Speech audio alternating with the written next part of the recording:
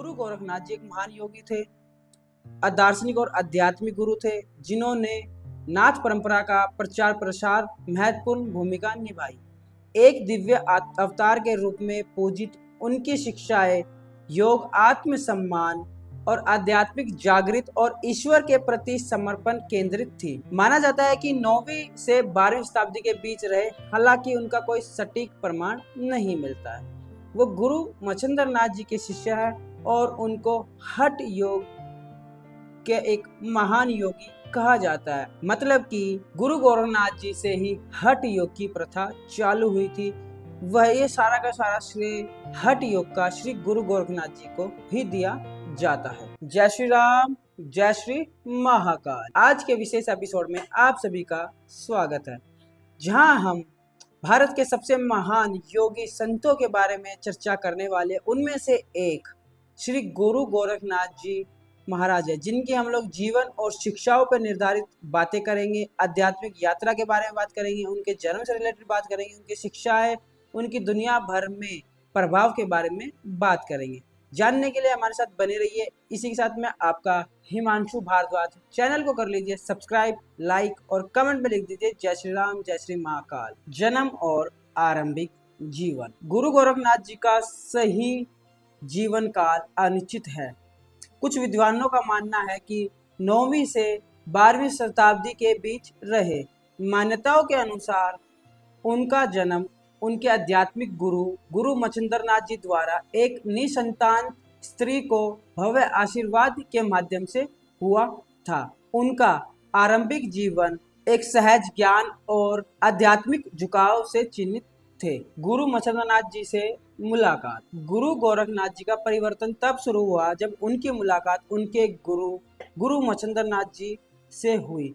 गोरखनाथ की क्षमताओं को परखते हुए मच्छिंद्र नाथ जी ने उन्हें योग और आध्यात्मिक अनुशासन के मार्ग पर दीक्षित किया। अपने गुरु के मार्गदर्शनों में गोरखनाथ ने हठ योग, प्राणायाम और गहन ध्यान सहित विभिन्न योग प्रथाओं में निपुणता हासिल की।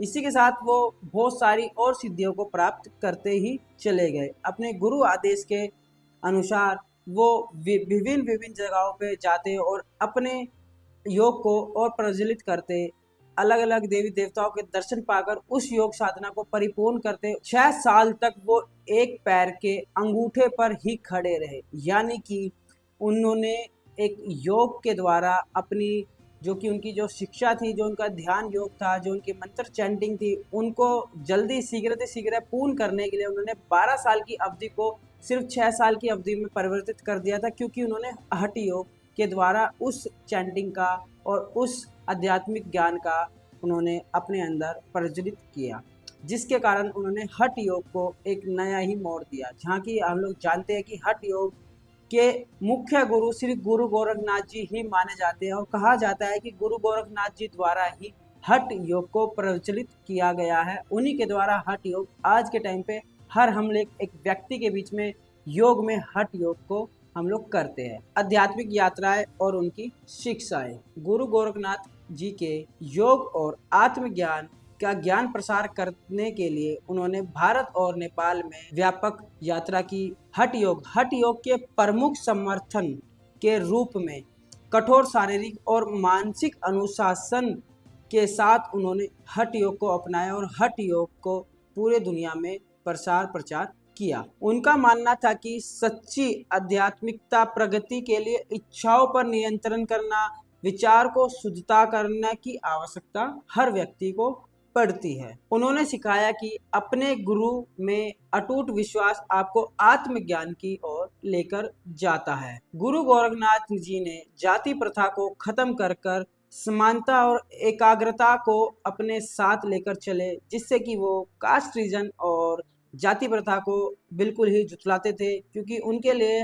हर एक व्यक्ति जो अपने गुरु और अपने इष्ट की भक्ति में अपने आप को देना चाहता है, उनके लिए कोई भी कास्टिज्म या कोई भी जाति प्रथा नहीं थी। उनके पास कोई भी आकर दीक्षित हो सकता था और कोई भी आत्मज्ञान उनसे ले सकता था। उन्होंने इस तरह से अपनी मानसिक आध्यात्मिकता को अपने इंद्रियों पर इतना काबू पा लिया था कि उनको मोह माया और संपत्ति से उनका मुख मुड़ चुका था और अपना जीवन पूरा का पूरा उन्होंने आध्यात्मिकता की ओर मुख मोड़ दिया। अपनी गुरु भक्ति और अपने इष्ट और अपनी जितनी भी सिद्धियां उन्होंने की वो अपने प्रचार प्रसार और लोक कल्याण के लिए करने लगे। उनके द्वारा किए गए चमत्कार। गुरु गोरखनाथ जी के बारे में बहुत सारी मान्यता है जो उनकी दिव्य शक्ति और करुणा को उजागर करती है। माना जाता है कि वे मृत्यु को और प्राकृतिक तत्वों को नियंत्रण करने और अपने अनुयायियों को भोजन कराने में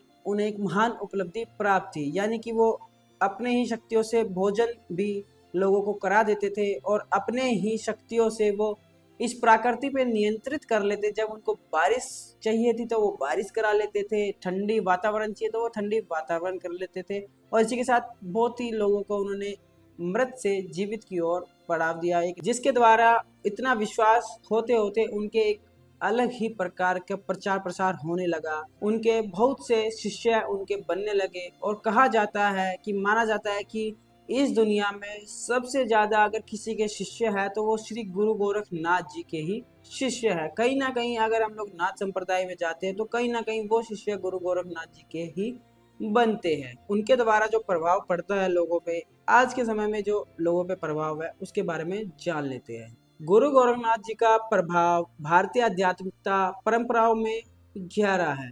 उत्तर प्रदेश के गोरखपुर में गोरखनाथ जी को समर्पित एक मंदिर बनाया गया है जो कि आज भी उस काल से अभी भी उनका मंदिर स्थापित है, जो कि गोरखपुर भी उन्हीं के मंदिर के नाम से गोरखपुर उनका नाम पड़ा था। उनके अनुयायी या उनके शिष्य को योगी या नाथ योगी कहा जाता है, उनके रूप में जाना जाता है, जो कि दुनिया भर में उनके द्वारा ज्ञान और योग का प्रचार अभी तक निरंतर चलता जा रहा है।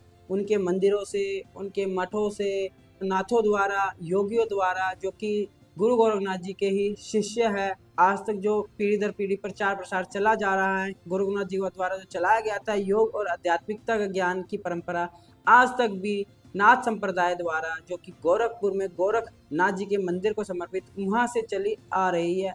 और अन्यथा तरह तरह के बहुत सारे और भी नाथ संप्रदाय के मठ बने हुए हैं जहाँ से लोगों को आध्यात्मिकता का ज्ञान प्रचार प्रसार किया जाता है। उन्हीं के साथ उनके बहुत सारे शिष्य या अलग अलग रिलीजन से लोग आते हैं, जैसे सिख धर्म, हिंदू धर्म, बौद्ध धर्म के भी लोग उनको बहुत ही ज़्यादा मानते हैं और कहीं ना कहीं वो योग गुरु रहे हैं। तो कहीं ना कहीं इस भी और आध्यात्मिकता का ज्ञान उनको रहा है और साथ में सिखों के साथ भी एक अलग ही प्रेम रहा है।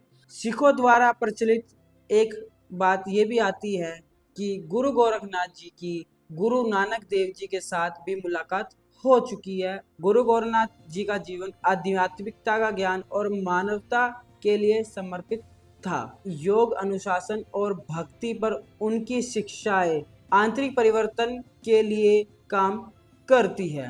आज भी उनका ज्ञान सत्य और आत्म साक्षात्कार के मार्ग पर साधकों को मार्गदर्शन कराती है, जिससे वे इतिहास के एक महान आध्यात्मिक गुरुओं में एक बन गए। जैसा कि मैंने आपको बताया था कि एक आध्यात्मिक ज्ञान और महान गुरु जो कि आज तक श्री गुरु गोरखनाथ जी जैसे गुरु या शिष्य नहीं हो पाए हैं। एक ऐसी महान उपलब्धि उन्होंने हठ योग द्वारा, अपने आत्मज्ञान के द्वारा, अपनी शिक्षाओं द्वारा अपनी एक महान उपलब्धि प्राप्त की, जिसे भी जो आज भी प्रचलित है पूरे के पूरे इस भारतवर्ष, पूरे के पूरे संसार में। इसी के साथ अगर आप लोगों को कुछ और गुरु गोरखनाथ जी के बारे में जानना है तो आप कमेंट सेशन में अपना क्वेश्चन पुट आउट कर सकते हैं। इसी के साथ जिन्होंने अभी तक सब्सक्राइब नहीं किया है वो सब्सक्राइब कर लीजिए। तो मिलते हैं आपको एक और नए एपिसोड के लिए। अभी के लिए बने रहिए। जय श्री राम, जय श्री महाकाल।